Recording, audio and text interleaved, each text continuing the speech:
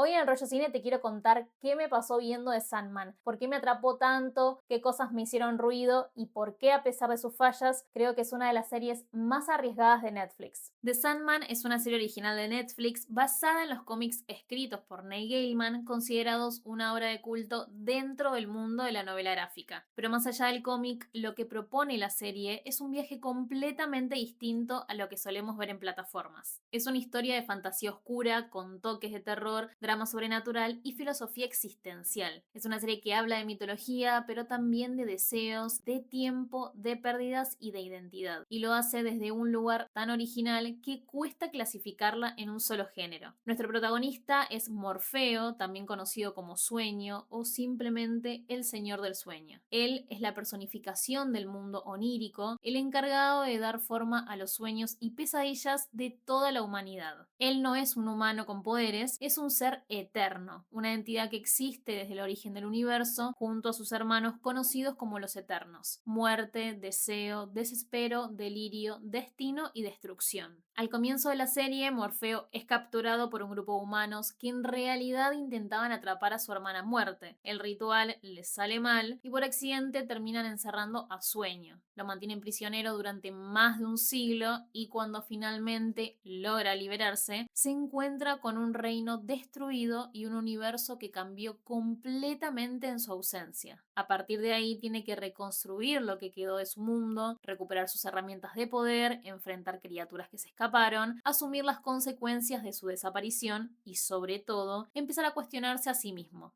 porque el verdadero viaje de Sandman no es solo externo, sino profundamente interno. La serie está construida con una estructura muy particular. Hay capítulos que siguen una trama general, como si fueran parte de una gran historia épica, y otros que funcionan como relatos independientes. Son casi fábulas autoconclusivas que parecen salidas de un libro de cuentos para adultos, oscuros, filosóficos y emotivos. En un episodio puedes estar en el infierno negociando con Lucifer y en el siguiente acompañando a una persona común en un dilema moral íntimo. Y sin embargo, todo está conectado por una misma esencia, la de los sueños. Lo que más me fascinó es que la serie, aunque está llena de elementos fantásticos y sobrenaturales, como dioses, demonios, inmortales, criaturas mitológicas, en realidad te está hablando de lo más humano. Todos los personajes, incluso los más poderosos, están atravesados por las mismas preguntas. ¿Qué deseo? ¿Qué hago con el tiempo que tengo? ¿Qué sentido tiene vivir para siempre? ¿Cómo me afecta lo que sueño? Y lo más loco es que no hay respuestas simples. Cada episodio te deja pensando en algo distinto, como si fueran espejos rotos que reflejan pedacitos de lo que somos. Porque The Sandman no se trata solamente de una aventura fantástica, se trata de cómo los sueños, las ideas y las historias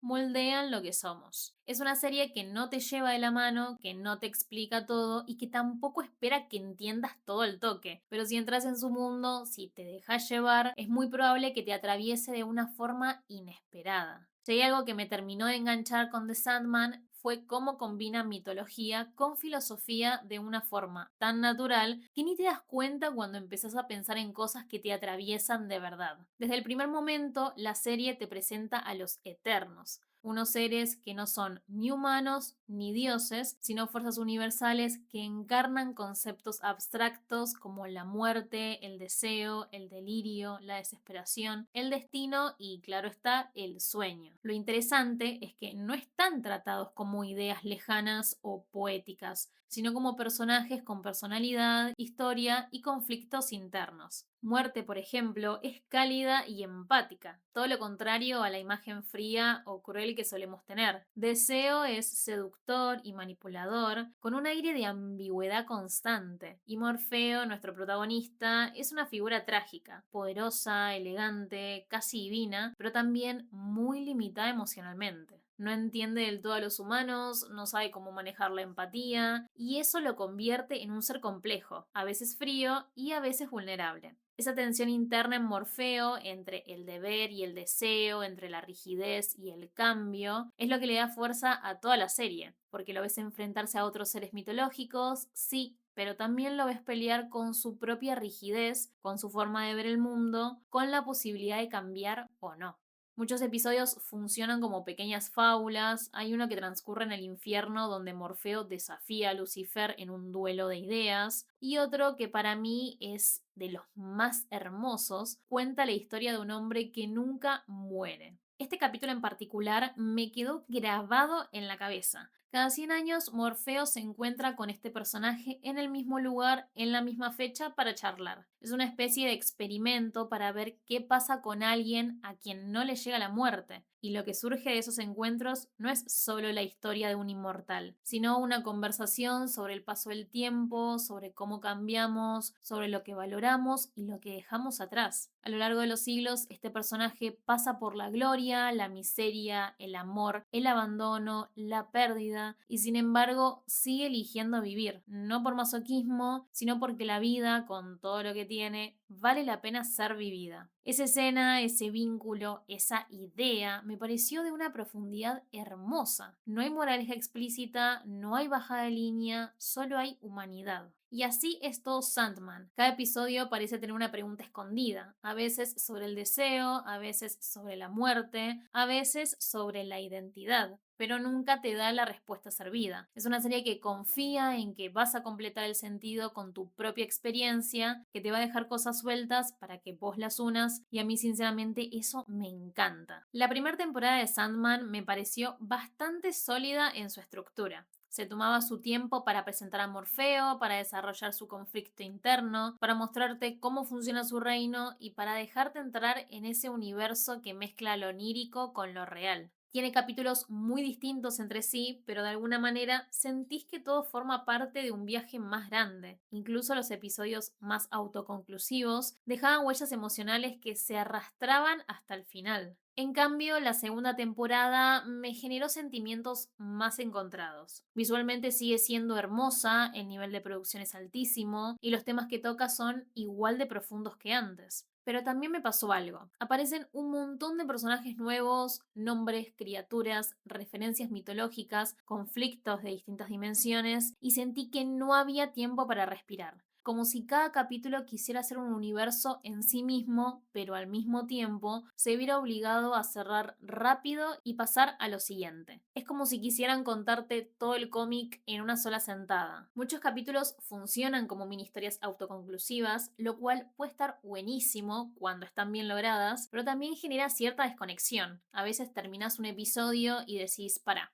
¿y esto ya está? ¿Este personaje no vuelve más? Me daba la sensación de que había ideas increíbles, conceptos, personajes, dilemas, los cuales no terminaban de explotar del todo, que aparecían, te interesaban y enseguida se resolvían o desaparecían. Capaz en el cómic es así, no lo sé porque no lo leí, pero viendo la serie sin ese contexto me genera cierta frustración, porque The Sandman tiene un potencial narrativo enorme y cuando las resoluciones son tan apuradas se pierde un poco la fuerza emocional. Hay personajes secundarios que están llenos de posibilidades, pero que no llegan a tener un desarrollo real, y eso me dolió un poco, porque justo en una serie que trata sobre lo intangible, sobre lo que no se puede definir tan fácil, esperaba más espacio para habitar esas historias. Siento que la serie quiere ser muchas cosas al mismo tiempo, una gran épica mitológica, un cuento gótico, una reflexión filosófica, una serie coral, una antología, y por momentos eso la vuelve un poco caótica. Y si hablamos de cierres, tenemos que mencionar el episodio especial que lanzó Netflix después del final de la segunda temporada, titulado Muerte, el alto coste de la vida. Técnicamente no es un cierre de trama porque es un capítulo aparte, es una historia independiente dentro del universo de Sandman, pero sí se siente como un cierre emocional, como el broche perfecto para todo lo que la serie vino queriendo decir, porque este capítulo no busca resolver hilos narrativos, sino condensar el mensaje más profundo que atraviesa toda la historia: la vida, la muerte, lo que elegimos, lo que soltamos y lo que soñamos. Tiene esa mezcla de melancolía, poesía y humanidad que define a The Sandman, y por eso, aunque no sea un final en el sentido clásico, lo sentí como un cierre ideal para lo que esta serie fue en su esencia. Pero a pesar de todo esto, The Sandman me dejó pensando, y eso en este momento, en este contexto donde todo va rápido y muchas series se consumen como si fueran snacks, para mí ya es muchísimo. Es una serie que habla de temas enormes como la libertad, el deber, el deseo, el dolor, la identidad, pero lo hace desde un lugar muy particular, muy suyo. No da discursos, no baja línea, no te dice qué pensar, te lo muestra. A veces a través de decisiones mínimas, de silencios, de vínculos que se cortan o que duran siglos, de sueños que dicen más sobre una persona que sus palabras, y ese enfoque tan indirecto pero tan efectivo me resultó fascinante. Podés verla por la estética, porque visualmente es hipnótica, ya que cada plano, cada escenario, cada diseño de personaje parece sacado de un libro ilustrado de fantasía oscura, pero si te dejas llevar por lo que plantea en el fondo, por las ideas que están ahí escondidas o susurradas entre líneas, la experiencia se vuelve otra cosa. Una experiencia más interna, más emocional, más reflexiva. No es una serie para ver de fondo, no es para ponerla mientras cocinás, ni para revisar el celular cada 2 minutos. Es una de esas historias que te piden que frenes, que mires, que te sumerjas en su mundo. Y cuando lo haces, cuando de verdad te entregas, te deja una sensación rara, como si hubieras soñado algo y no pudieras terminar de explicarlo. The Sandman me hizo pensar en lo que soñamos, en lo que deseamos sin entender por qué, en lo que somos cuando nadie nos ve. Me hizo pensar conceptos como la eternidad, la pérdida, el paso del tiempo, el cambio inevitable. Y aunque no todo esté perfectamente equilibrado, aunque tenga capítulos más flojos o tramas que se diluyan demasiado rápido, sigue siendo una serie que no se parece a nada. Y eso hoy en día es muy valioso, porque vivimos rodeados de fórmulas repetidas, de series que se sienten iguales, de historias que no se animan a ser distintas. Aún así valoro que The Sandman se anime, que no juega a lo seguro. Prefiero una serie que apunte alto y no llegue del todo a una que juega a lo seguro. Y The Sandman, incluso cuando se desordena, incluso cuando no termina de cerrar todo, sigue siendo una obra profundamente original. Se arriesga, propone, busca, y esa búsqueda, con todas sus imperfecciones, es la que la vuelve inolvidable. Una lástima que Sandman no vaya a continuar. La serie quedó sin renovación, no hubo promoción fuerte para la segunda temporada y el final se sintió apurado. Todo esto claramente está atravesado por el contexto que rodea a Neil Gaiman y las denuncias en su contra. Y es triste que un proyecto tan especial, tan distinto, tan lleno de posibilidades se vea opacado por algo así.